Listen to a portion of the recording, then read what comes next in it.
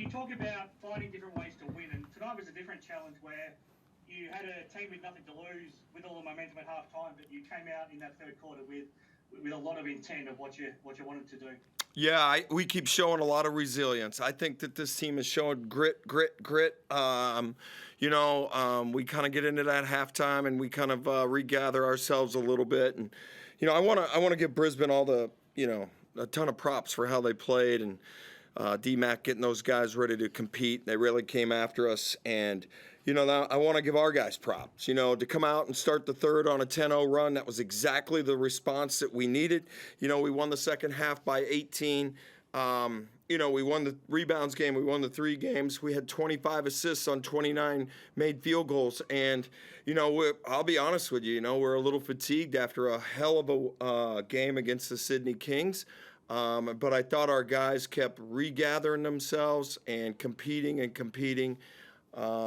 And I will follow that last statement up with our main guys keep playing. And Flynn Cameron was phenomenal again throughout the game on both ends of the floor. What he brings to us is toughness and there's a lot of words I could use to describe this young man, but he's sitting next to me and his dad's out there in the stands. I couldn't be prouder for him to play that way.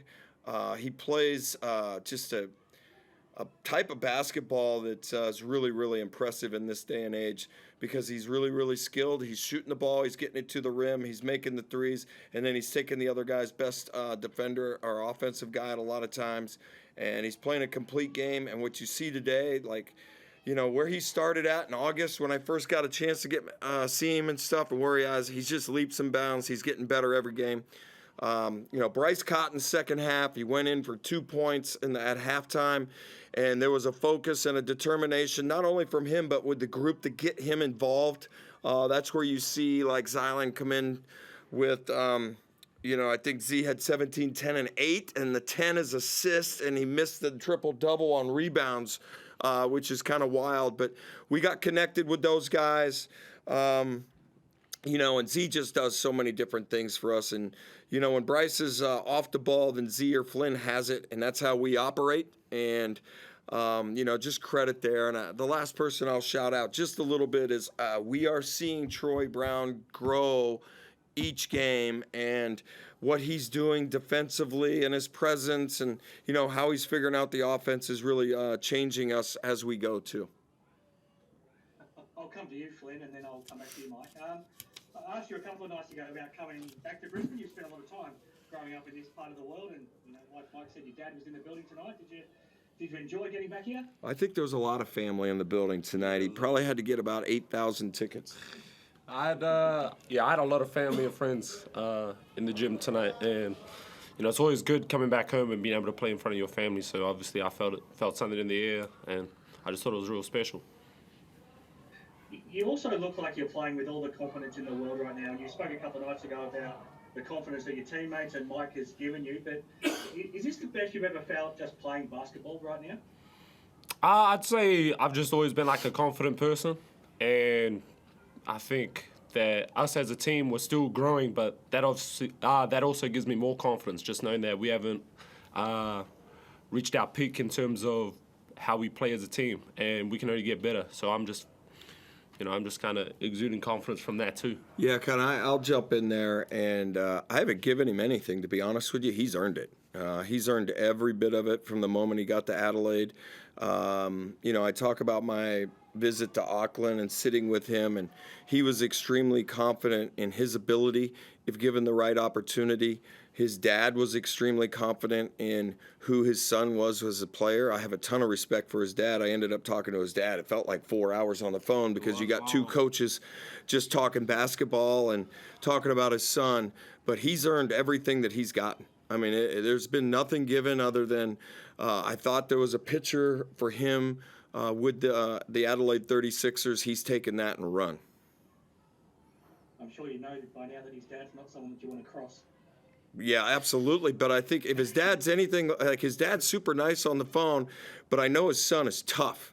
When I was with USA Basketball in the 2000 Sydney Olympics, I was a scout and a video coordinator back in the day, and his dad was the captain, right, of the New Zealand team in those Olympics. So I know exactly who he is. We played them. I remember Pero with Sean Marks and those guys doing the haka and looking at us and intimidating the USA Basketball guys. But I got to be honest with you, I didn't know how tough Flynn was. I could see flashes of his game when he was playing in United.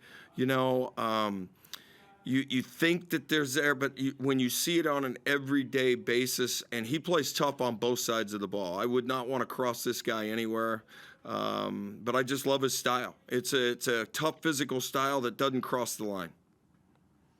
And Flynn, obviously, Mike, you've talked about Bryce a lot. I want to get your thoughts what it's like to play with Bryce. I mean, you go into halftime, he hasn't made a field goal in the game. All of a sudden, about 3 minutes later, he's already got 13 points to his name. I mean, what's it like playing alongside Bryce? I mean, he's the MVP, right? So, you kind of just watch him do his thing, and then he kind of just pulls something out of nothing, really. That's what it's like, to be honest. He always makes the right read, especially when they send 2-3 guys at him, and he's an unselfish player, but you also know when it comes to that time to put the ball in the hoop, he's the best to ever do it, to be honest, at the NBL level.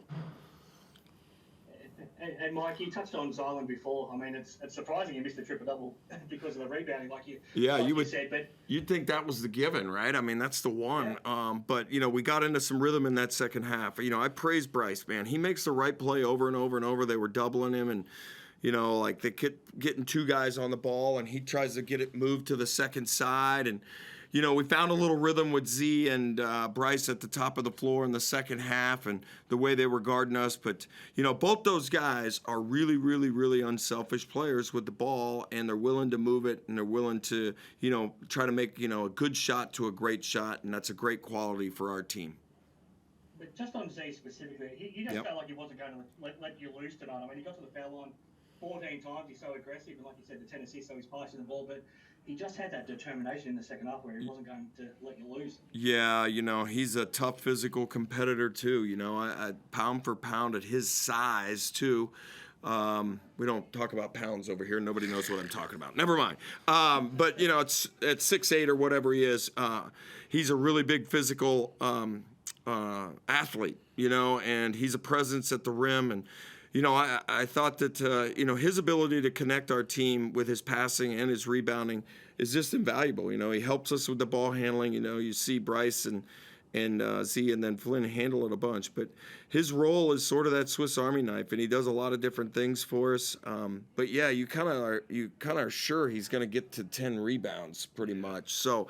I'm super proud of the group, though. Like I said, Z and Flynn lead us in the grit department, and everybody else follows in that area.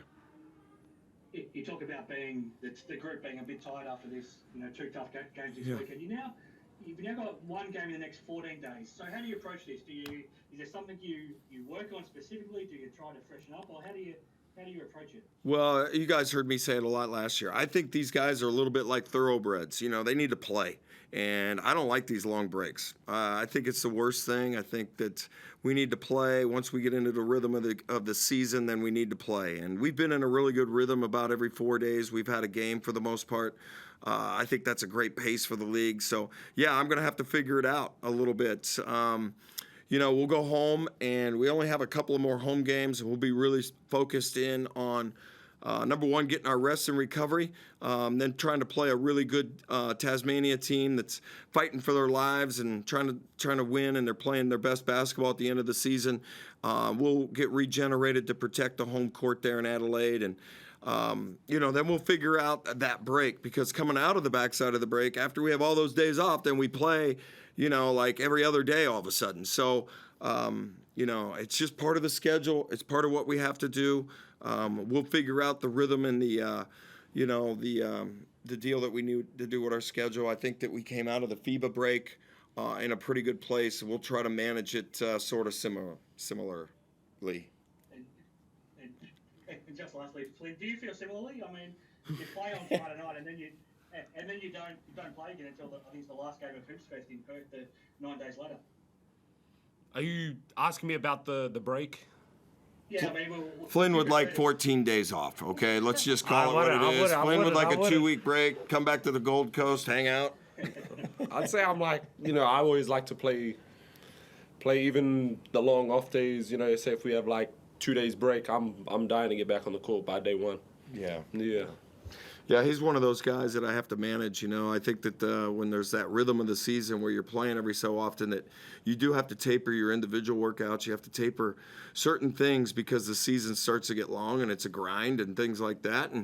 And this break will give us a chance to sort of get our feet under us, get recovered, but we can't decondition in that break, and we're going to have to do our work because on the backside of it, I believe that we're in maybe New Zealand or whatever, and then we're in Sydney, and then we're in the Gold Coast playing Brisbane again. So there's a lot of games coming on the backside of that. So we'll get with the players, we'll get with the training staff and the coaches, and we'll put together a plan. Yeah, sounds good. Thanks very much, guys. Is there anything else online? You guys are good to go? Okay, thank you.